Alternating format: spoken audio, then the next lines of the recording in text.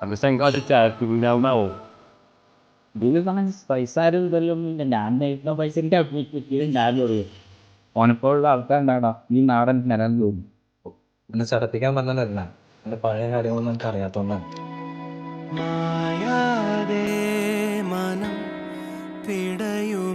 ഈ പറഞ്ഞൊക്കെ കേട്ടോ, ഇതിന്റെ സ്വന്തം അനുഭവത്തിൽ വരുമ്പോൾ ഇവിടെ അതിന്റെ കാര്യം മനസ്സിലാവുക. കണ്ണാടി എന്ന പോലെ കണ്ടതും നിന്റെ കണ്ണിലല്ലേ.